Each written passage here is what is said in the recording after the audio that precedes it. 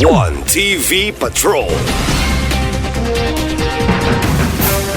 Balik sa mga balita sa One TV Patrol. Asenso Cultural and Sports Dome tukuron sa lungsod sa Clarin.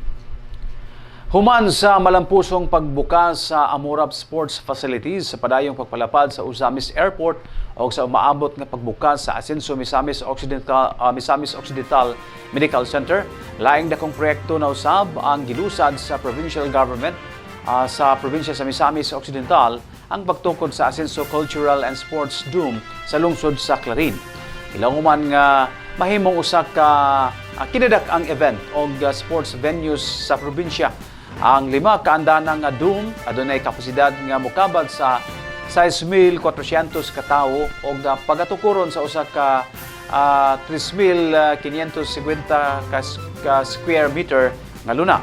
Baguhay lang ang nagpagayon og meeting si Governor Henry S. Waminal uban ni Clarin Mayor Riza Waminal de los Santos og sa technical team aron susihon ang mga plano og preparasyon alang sa groundbreaking ceremony sa proyekto. Gilaraw ang dome nga mahimong sentro sa dagkong sporting events, cultural performances, conventions, exhibition ug uban pang pampublikong kalihukan. Sa kinatibukang adunay 2,400 ka lingkuranan alang sa theater style events o mokabad sa 4,000 ka lingkuranan alang sa sports competitions o dagkong tigom. Dili lamang kini usa ka ordinaryong infrastruktura kundi usa ka dugayng puhunan alang sa sports, kultura, turismo o community development. Ilauman nga mahimo na kining venue sa regional tournaments, concerts, educational activities o ubang kalihukan nga makapadasig sa lokal nga ekonomiya o makapahiusa sa mga misa-misnon.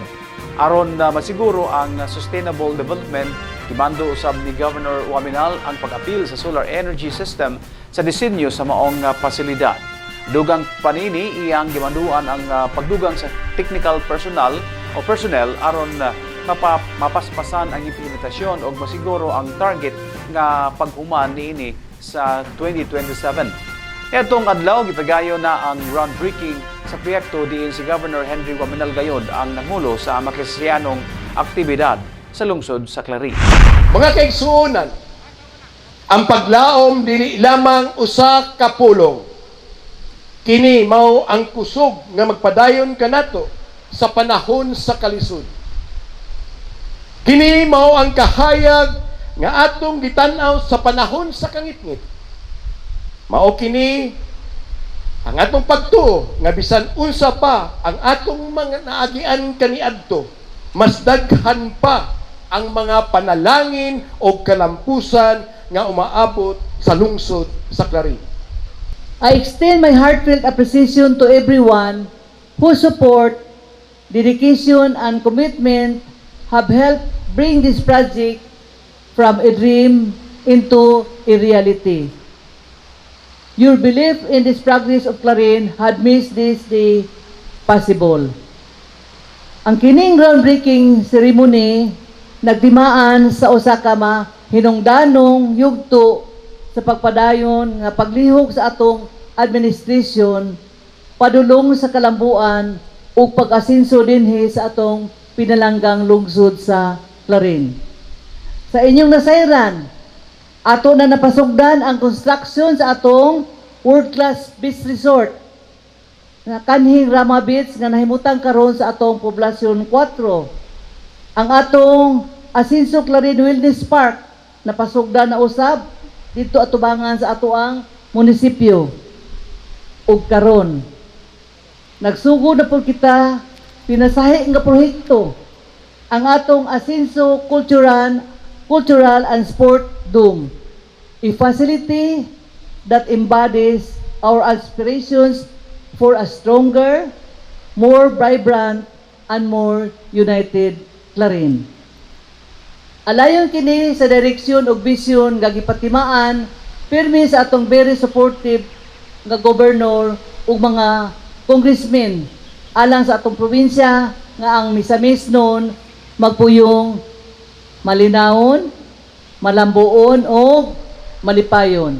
this groundbreaking of our Asenso Cultural and Sports Dome is a clear manifestation sa maong panaghiusa. Una sa tanan, kung wala pa'y suporta sa atong sangguniang bayan, no? Kaning plano ni Mayor Gingging nga kaning maong punduha gamiton nining maong proyekto ha, adili ni magpadayon kung wala ang suporta. Kaya kung mayon ang sanggunian nga atong bahin-bahinon ning kwartaha, na walay mahimo si Mayor Gingging. So, mayo ang panaghiusa. It shows that when government officials stand together behind a sincere common vision. Akong i-emphasize ang sinceridad because that's one of our core values, matinud-anon. Meaningful projects that benefits the generation can be accomplished. Kining maong pasilidad mahimo na kining sentro sa community life sa atong lungsod, no? Pila katuig nag-agwanta ta dito niadtong karaan nga gymnasium atbang sa atoang munisipyo.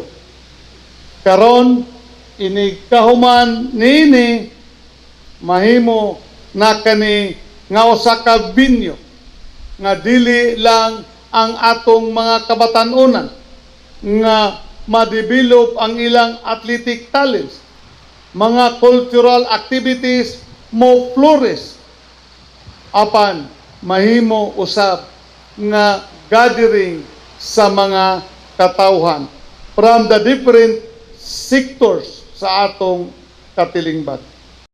One TV Patrol.